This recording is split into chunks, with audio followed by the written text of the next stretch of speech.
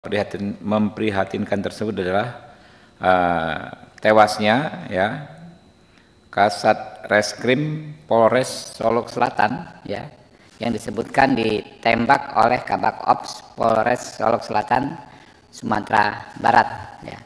Kami tentu pertama menyampaikan duka cita yang mendalam ya atas wafatnya Kasat Reskrim. Semoga yang almarhum mendapat tempat di sisi Allah Subhanahu wa taala, dan kami mengutuk keras ya perilaku brutal oknum Kabak Ops tersebut yang melakukan penembakan. Kami meminta peristiwa ini diusut secara tuntas, baik kasus penembakan hingga tewasnya ya, maupun kasus yang melatar belakangi terjadinya pertikaian ini. Info yang kami dapat adalah terkait dengan penindakan penambangan ilegal tipe galian C. Ya, ada ada latar belakang tersebut. Nah, harus diusut tuntas apakah pelaku ini ya membackingi tambang ilegal yang ditindak oleh almarhum Kasat Reskrim beserta jajarannya. Ya. Lalu kami juga mendapatkan video, nanti diputar ya, dikasih kawan-kawan. Kami juga menyayangkan ya standar yang diterapkan oleh Propam setempat. Kami lihat seorang yang jelas-jelas tersangka pelaku penembakan itu tidak diborgol ketika dibawa maupun ketika ada di ruangan, bahkan berjalan seolah-olah didampingi seperti halnya pejabat kepolisian. Ya, ini harus dievaluasi ya.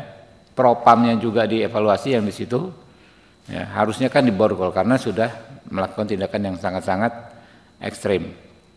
Karena itu ya, kami Komisi 3 DPR RI merencanakan hari Senin kami akan melakukan kunjungan spesifik ke Sumatera Barat ya. Apabila memungkinkan kami pengen ke lokasinya. Kalau saya cek tadi di Google jaraknya sekitar 100 km dari kota Padang ya, 2,5 jam mungkin bisa ditempuh.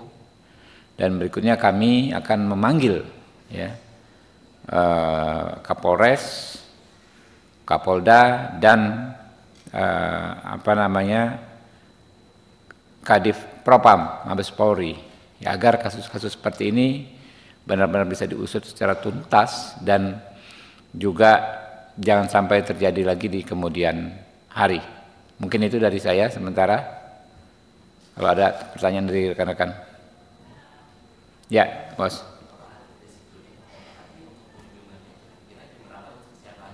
Ya, hari Senin. Ya, jadi mekanismenya hari ini kami sedang mendata kepada para kapoksi dari masing-masing poksi siapa saja yang akan berangkat. Tapi hari Senin kami rencanakan kami akan ke sana. Ya. Ya, kami belum berkomunikasi secara resmi, tapi tadi pagi saya minta kepada Wakil Ketua Komisi 3 Pak Rano untuk berkomunikasi dengan pihak Mabes ya, untuk memastikan kasus ini diusut secara tuntas.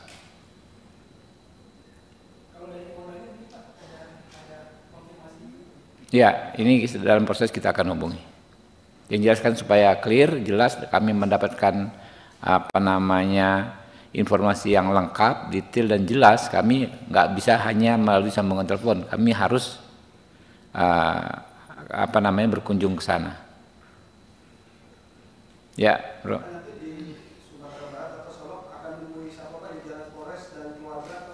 Ya, kami akan ke lokasi, kami akan menanyakan saksi-saksinya, termasuk keluarga korban.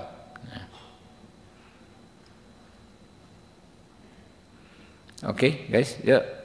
Bos.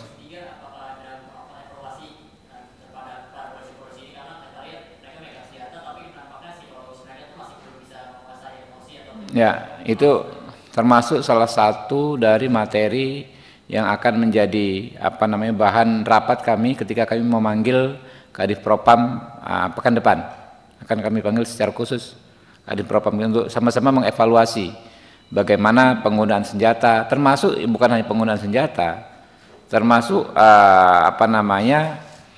mendeteksi anggota-anggota tersebut bermain-main dengan tambang ilegal, gitu ya.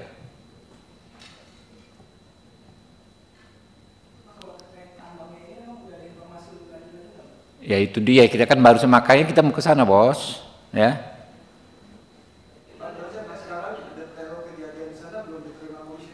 Ya belum, makanya mau ke sana, ya. Ya bisa jadi Panja ya. Tapi yang jelas kita panggil dulu Kadipropam ya minggu depan. Boleh juga tuh usul tuh masukin materi Panja ya.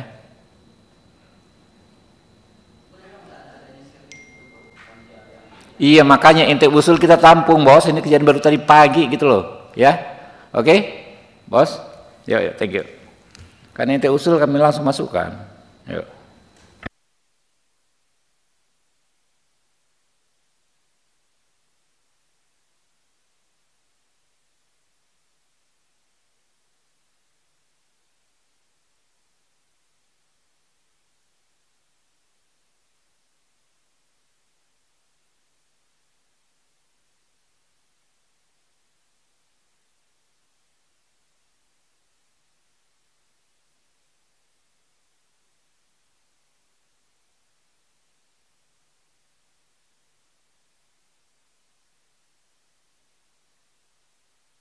Putar videonya. Nah ini nih. Ya. Nah ini nih. Kalau informasi dari video yang kami dapat di WA grup komisi, dan yang di tengah itu pelaku tuh. Ulang loh. Nah, tunggu saya setting kamera. Kalau udah siap. Tunggu kamera siap dulu. Kamera siap.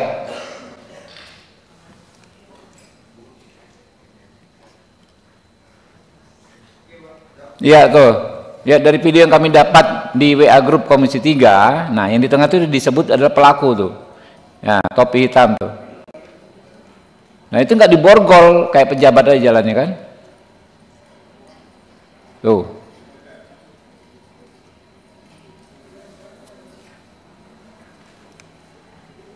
Oke. Ada foto yang di ini, yang ada tadi ada merah-merahnya. Nah itu kan di tengah, diborgol nggak tuh? Kayak di zoom bisa? Nggak diborgol. Tidak diborgol itu.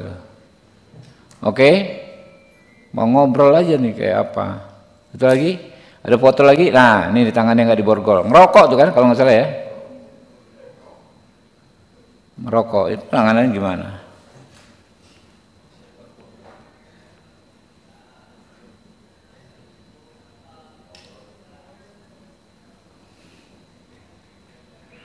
Ya.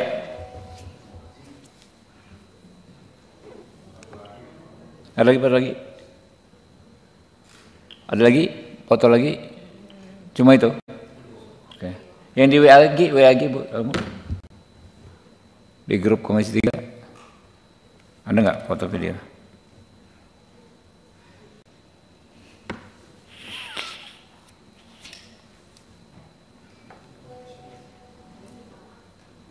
Oh sama ya.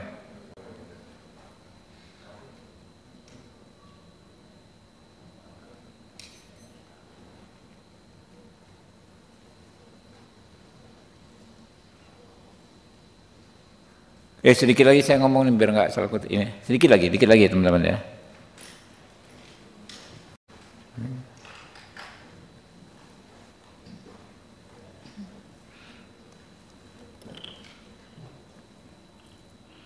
Ya, ini kasus ini kan fenomena oknum ya. Kami yakin Pak Kapolri, Pak Listio Sigit bisa menertibkan anggotanya seperti ini.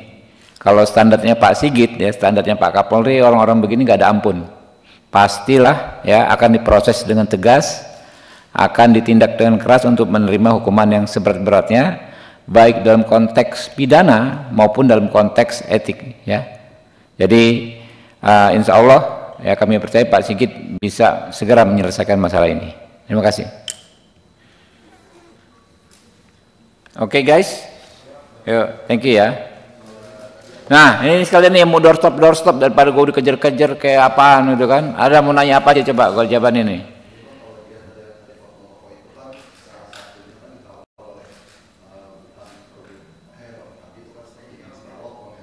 Yang mana tuh?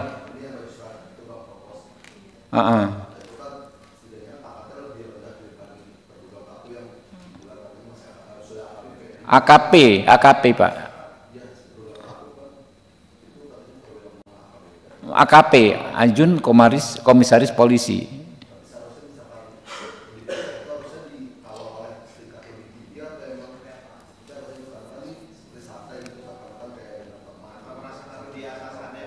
Ya mungkin saja, itu dia. Makanya siapapun sebetulnya kalau namanya tersangka kan ya harus ini apalagi pembunuhan ya, harusnya diborgol gitu loh. Ini bagian jadi apa ya Pak? Ini kan terlihat seolah-olah seperti ada kayak tidak sesuai dalam proses pemeriksaan ini. Apakah juga akan dilakukan oleh Komisi 3 terkait dengan tindakan-tindakan propam ini Pak? Prosesnya ini Pak? Iyalah, makanya kan kita akan ke sana dan kita akan panggil semua, termasuk ya kan kita mau bicara detail kasus ini, nggak hanya kasus ini jadinya nanti kan kasus-kasus bagaimana supaya kasus ini tidak terjadi di tempat lain. Satu soal evaluasi penggunaan senjata ya, psikologisnya bagaimana, kontrolnya seperti apa, apakah ada semacam medical check up kejiwaannya ya yang rutin, kan itu harus rutin bos. Bisa saja tahun ini dia sehat, tahun depan sudah agak stres ya kan, tidak layak lagi memegang senjata. Yang kedua terkait latar belakang dispute ini apa, katanya kan dia nggak suka gara-gara si Kasat Reskrim itu menindak tambang ilegal gitu loh. Ya motifnya kan begitu. Nah berarti kan dia membackingi tambang ilegal. Nah penanganan propam, pemantauannya oleh propam seperti apa nih oknum-oknum begini bermain ya.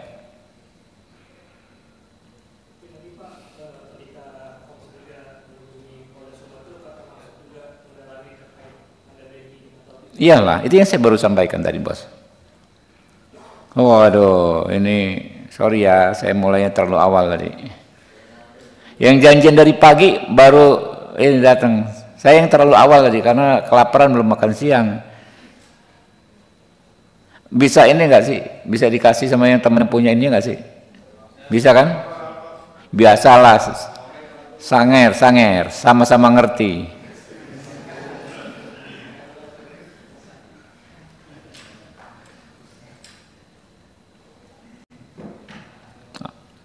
Antum mau ulang lagi nih TV One, nggak apa-apa deh. Gua merasa bersalah dari pagi janjian, cuma karena tadi kelaparan, gua pikir udah ada di sini tadi. Nah sekalian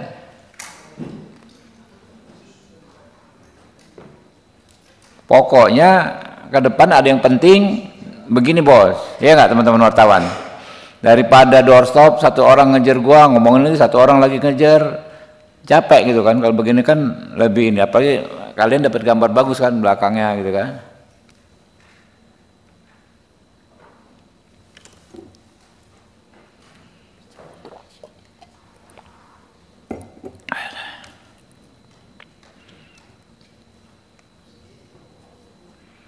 Itu santai banget, gila loh, kayak dia yang malah meriksa itu kan. Kayak dia yang meriksa gitu, kayaknya dia mendampingi yang gondrong ini gitu kan.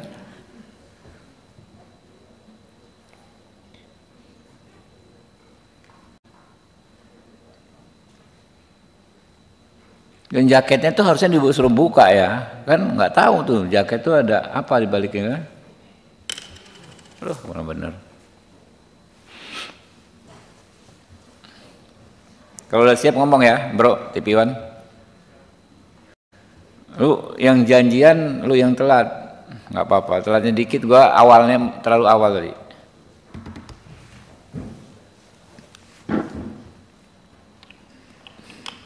Kasihan.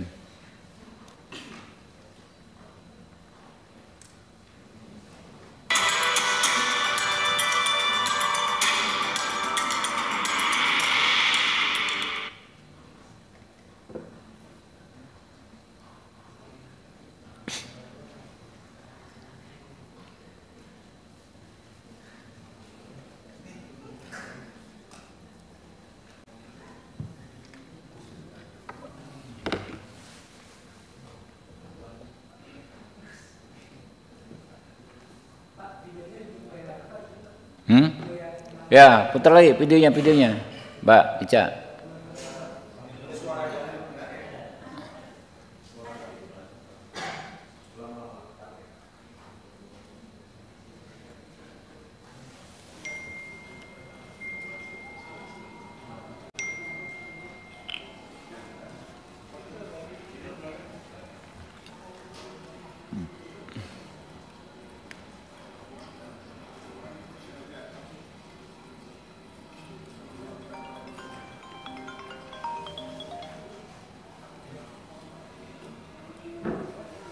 Halo.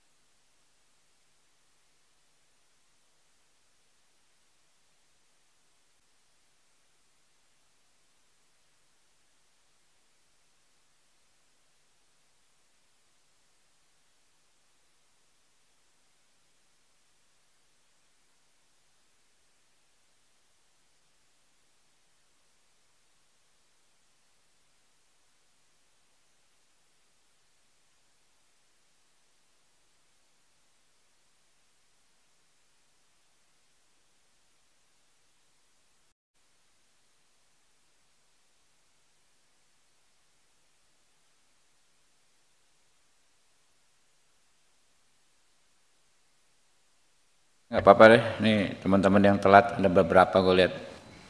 Ya, Bismillahirrahmanirrahim. Udah ya teman-teman ya, tipuan ya. Ya, Bismillahirrahmanirrahim. Assalamualaikum warahmatullahi wabarakatuh. Hari ini saya didampingi rekan-rekan fraksi kehormatan, fraksi mahasiswa ya, yang berkegiatan di DPR dari berbagai kampus seluruh Indonesia. Ya, kami ingin merespon terjadinya peristiwa yang amat memprihatinkan ya. Itu tewasnya Kasat Reskrim Polres Solo Selatan di Sumatera Barat yang disebut ditembak oleh Kabak Ops. Jadi oknum polisi menembak rekannya hingga tewas. Kami menyampaikan duka cita yang mendalam ya atas wafatnya almarhum, dan kami doakan agar mendapatkan tempat terbaik di sisi Allah Subhanahu wa taala. Ya, terhadap pelaku kami ingin hukum ditegakkan ya, agar ditindak tegas, dimintai pertanggungjawaban hukum baik dalam konteks pidana maupun dalam konteks disiplin dan kedinasan ya. Ada dua masalah hukum di sini kami, adalah yang pertama kasus penembakannya sendiri. Jelas-jelas itu saya duga pasti merupakan pembunuhan berencana ya, karena dia menggunakan pistol menembak. Ya, sudah merencanakan untuk menembak. Saya menduga itu pembunuhan berencana, tapi nanti penyidik silahkan memprosesnya. Selain itu latar belakangnya dari informasi yang kami dapat adalah terkait ya, bahwa ada yang menyebutkan si pelaku ini tidak senang atas apa yang dilakukan Kasat Reskrim menindak tambang ilegal galian C. Nah, jadi dipertanyakan apakah pelaku ini membackingi tambang ilegal, sehingga ketika tambang ilegal tersebut ditindak orang ini marah ya. Nah, ini juga harus diusut tuntas. Dua hal, karena itu kami Komisi 3 DPR RI hari Senin yang akan datang akan ke Sumatera Barat ya. Nanti beberapa anggota yang akan ke sana saya kemungkinan akan memimpin langsung ya. Atau setidaknya nanti ada Pak Rano Alfat yang memimpin ke sana. Lalu kami hari Kamis setelah pilkada ya, kami akan memanggil Kapolda Sumatera Barat, Kapolres Solo Selatan, dan Kadif Propam Mabes Polri untuk membahas masalah ini.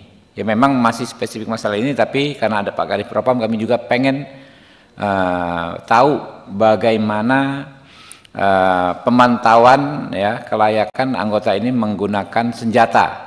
Apakah ada mekanisme semacam medical check up-nya ya, dalam konteks kematangan kejiwaannya untuk memegang senjata yang dilakukan secara rutin tiap tahun, atau seperti apa ya, karena ini jangan sampai terulang lagi. Kami yakin dan percaya Bapak Kapolri kita ya tidak akan menoleransi, ya memberi toleransi terhadap pelaku seperti ini.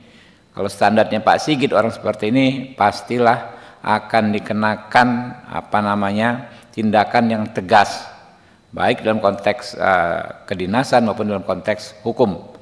Jadi insya Allah masalah ini, fenomena oknum ini bisa selesai, tapi masalah latar belakangnya juga kami harapkan bisa segera selesai. Nah, ada yang kami pertanyakan dan sesalkan dari video yang kami dapat. Pagi tadi kami dapat dari WAG WhatsApp grup Komisi 3 ya, ada video bagaimana pelaku dengan santainya berjalan ketika dibawa mungkin menuju satu tempat di lingkungan Polda Sumbar yang bisa diputar, nanti teman-teman lihat ya. Nah, saya kasih, dia berjalan tanpa dikawal, tanpa diborgol. Begitu di dalam ruangan terlihat sepertinya dia merokok dan menggunakan jaket, tidak pakai rompi tahanan, tidak diborgol. Ini propamnya bagaimana bekerja di sana? Standarnya seperti apa? Ini peristiwa yang sangat serius, membunuh orang dengan latar belakang dugaan dia membackingi tambang ilegal. Nah, harusnya seperti apa? Ini harus akan menjadi evaluasi bagi teman-teman yang di sana. Ya, mungkin itu ya teman-teman. Terima kasih. Billahi taufik wal hidayah. Wassalamualaikum warahmatullahi wabarakatuh.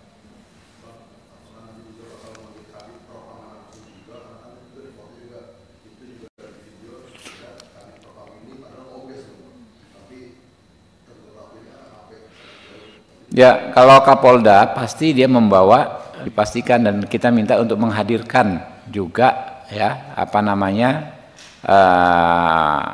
PJU terkait ya, PJU terkait yaitu Kabid Propam pasti dibawa ya, kita akan minta dibawa ya oleh Kapoldanya.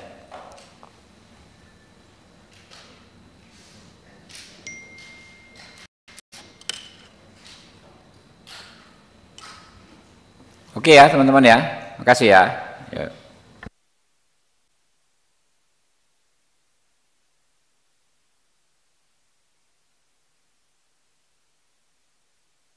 Teman ada yang nanya lain? Ya silakan. Boleh. Boleh. Yes.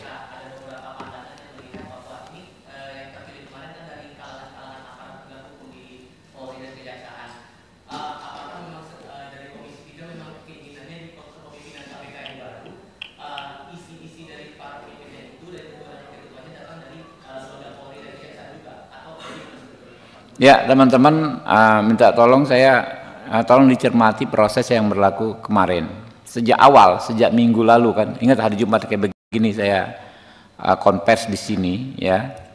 Kita mengundang kepada masyarakat untuk menyampaikan usulan ya, karena kami akan menggelar proses fit and proper secara terbuka dan transparan dengan beberapa hal yang merupakan evaluasi dari proses-proses sebelumnya. Kalau sebelumnya terlihat terkesan terburu-buru, satu orang hanya fit and proper 1 jam, kemarin kami kasih kesempatan 1,5 jam ya, 50% lebih lama daripada yang sebelumnya. Dan teman-teman semua mengelaborasi, kalau selama 4 hari itu dari pagi sampai malam kawan-kawan lihat ya, semua anggota, bukan hanya perwakilan partai, perwakilan voksi, menanyakan ya, menginterview ya, mengkritik, memberikan pertanyaan-pertanyaan menohok kepada para calon ya. Dan pada akhirnya ketika pemilihan kita tidak menggunakan mekanisme musyawarah paket, enggak, kita serahkan kepada anggota per individu untuk memilih masing-masing. Maka ketika dipilih oleh masing-masing individu, one man one vote kemarin itu kan, anggota Komisi 3, hasilnya ya seperti itu. Jadi kalau Anda tanyakan saya kepada Ketua Komisi 3 ya, saya nggak akan bisa menjawab. Isi kepala orang kan beda-beda ya. Saya nggak bisa ini mewakili kawan-kawan saya, karena kan ketua kalau di DPR ini kan hanya pengatur lalu lintas pembicaraan ya, lalu lintas pembicaraan dalam rapat. Jadi saya ini sama kedudukannya dengan rekan-rekan anggota Komisi 3. Dan proses kemarin kan pemilihannya berlangsung tertutup. Saya dengan rekan partai saya saja mungkin bisa berbeda ya. Tapi ketika diakumulasi ya seperti itulah hasilnya. Karena masih ada beda pandangan dari beberapa kalangan, terutama dari aktivis dan pakar hukum soal hasil kemarin itu, Bang. Jadi apa yang diharapkan oleh Komisi 3 DPR dengan para pimpinan-pimpinan baru KPK berikutnya ini agar yang pandangan-pandangan skeptis itu bisa terbantu? Ya, saya memberikan kesempatan yang amat luas kan. Ada nggak teman-teman itu hadir kemarin? Kan hampir dari pagi sampai malam, ada nggak hadir ke sini? Karena sudah kita kasih kesempatan, sampaikan aspirasi kalian, bisa tertulis, bisa hadir langsung, gitu kan? Yang datang ke sini kan ini teman-teman mahasiswa ini, ya teman-teman kasih pertanyaan, kita tanyain, gitu kan?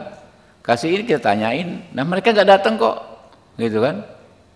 Ya jadi nggak bisa kami, ya apa namanya mengakomodir keinginan semua orang, gitu loh. Prosesnya telat kalau sekarang baru menyampaikan, sudah kami pilih kok. Kemarin waktu kami buka nggak ada kok yang minta RDPU memberikan ini, nggak ada sama sekali, kami cek tidak ada. Ya inilah hasilnya. Jadi prosesnya itu sudah berlangsung secara sangat apa namanya transparan dan kita sangat mengakomodir aspirasi publik gitu loh. Kalau masih memang belum puas ya bagaimana? Itulah adanya gitu loh. What can I say gitu loh. Ya. Oke ya teman-teman, ada lagi yuk.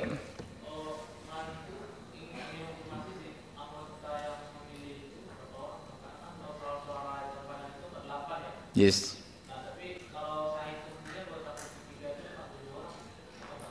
Enggak, waktu kemarin kan 48 ya. Iya, karena ada partai-partai yang sebelum pemilihan memang tidak memasukkan kuota maksimal, kan dari paling maksimal kan di semua komisi itu 48. Jadi begitu belum, dia masih ada cadangan 1 kursi. Ya, sebelum rapatnya, begitu mau rapat RDPU memang dia berhak memenuhi kuotanya. Jadi menjadi sebagaimana kemarin. Iya, hadir semua. Yang nggak hadir di BKO kan, yang ya anggota yang tadi di BKO berarti kan hadir semua.